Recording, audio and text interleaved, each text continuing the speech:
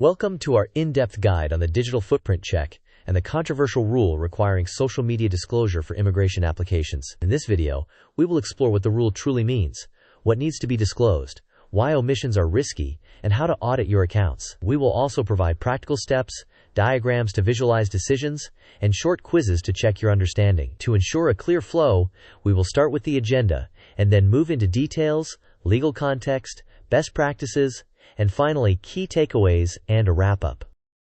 Here is our roadmap. First, we will define the official requirement. Next, we will explain why full disclosure matters and the risks of omission. Then, we will show you how to audit your digital footprint. After that, we will address gray areas and strategies. Furthermore, we will use multiple diagrams to illustrate key ideas. Finally, we will test your understanding with quick quizzes and close with key takeaways. This topic is critical because authorities increasingly use sophisticated analytical tools to cross-reference publicly available data, including social media and other online identifiers. Consequently, what you disclose must align with what can be found. Even minor omissions can be interpreted as misrepresentation. Therefore, understanding the scope of disclosure and preparing accordingly can protect your application. The official requirement is straightforward. Applicants must disclose all social media identifiers used within the last 5 years. This includes usernames, handles, and aliases, whether or not they were deleted or used under a pseudonym. Authorities can and do cross-check public data, so consistency between your disclosure and what can be discovered is essential. Therefore, presenting a complete and accurate list is the safest path. Before we proceed, please note that this video provides general information and is not legal advice. Because each case is unique, consult a qualified immigration attorney for advice tailored to your situation. With that in mind, let us move into practical guidance. There is a tension between what the rules require and what some applicants attempt. Officially, the guidance is to disclose every identifier used in the last 5 years. Some people try to list only major, active platforms, and occasionally they report success. However, if an omission is later discovered, it can be interpreted as misrepresentation, which can jeopardize the application. The prudent approach is to disclose anything that can reasonably be linked to you. If something is genuinely impossible to recall, document your efforts to search in good faith. This timeline diagram illustrates the 5-year disclosure window. We start at the present and move backward 5 years. Along the line, we mark when accounts were created, when usernames changed, when accounts were deleted, and when accounts were inactive. The key idea is that the obligation covers the entire interval, not just active accounts today. This helps you visualize which identifiers to include. Here are actionable steps to audit your footprint. First, export or review data from major platforms. Next, search your email accounts for sign-up confirmations and notifications that reveal old usernames. Then, check your password manager and browser-saved logins for stored aliases. After that, write down pseudonyms and common variations of your handle. Additionally, include shared or team accounts, noting your role and access dates. Moreover, record deleted accounts as long as you can reasonably identify them. Finally, save evidence such as screenshots and export files, and consolidate everything into a master list organized by platform, handle, and relevant dates. Some areas are less clear. If you controlled a pseudonymous account, you should disclose it when it can be reasonably linked to you. Deleted or inactive accounts remain within scope if they were used during the last 5 years. Shared or team accounts should be listed with a note describing your role. Ephemeral platforms still require disclosure if you had a username. Merely browsing without logging in is not an identifier, and typically does not need to be listed. If an account is impossible to recall and had no identifiable link to you, the risk is reduced, but you should document the good faith steps you took to search. This comparison contrasts full disclosure and selective disclosure. Full disclosure is aligned with official requirements, thereby minimizing legal risk, though it demands more time and organization.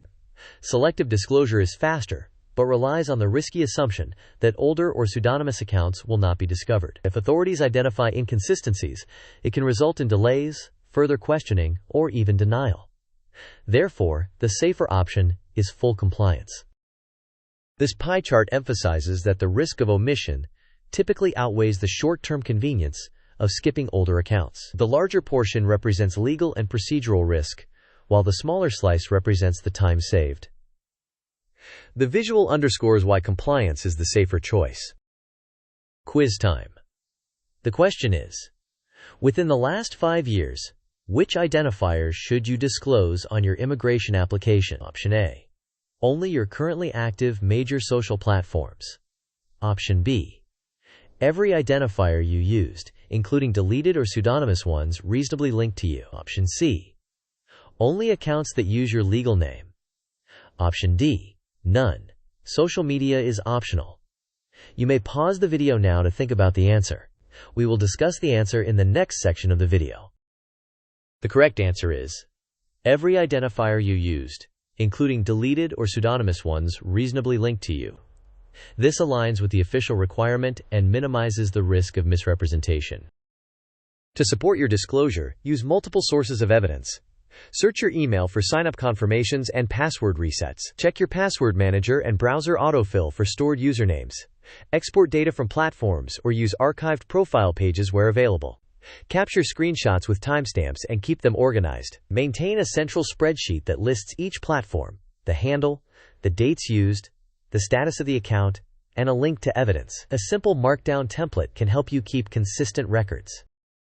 This table provides examples of what to include. It covers major platforms, other platforms like Reddit and TikTok, messaging services where usernames serve as identifiers, gaming and forum accounts, pseudonymous handles you controlled, and deleted or inactive accounts that were used within the last 5 years.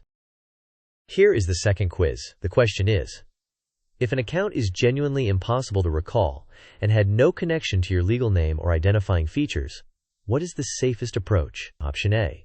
Ignore it. No action needed at all. Option B. Proceed with selective disclosure of only major platforms. Option C. Document your good faith search and disclose all other identifiers you can reasonably link to yourself. Option D. Disclose nothing until contacted by authorities. You may pause the video now to reflect. We will provide the answer next.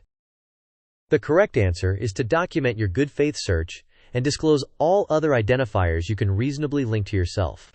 This approach shows diligence and honesty while acknowledging practical limits. To summarize the most important points, full disclosure aligns with the official policy and reduces risk. Digital history is often persistent, and inconsistencies can lead to serious consequences. Conduct a systematic audit using email records, password managers, exports, and screenshots. Include deleted and pseudonymous accounts when they can reasonably be linked to you. Finally, document your good faith search for anything that cannot be recalled. In conclusion, disclose all identifiers used within the last 5 years.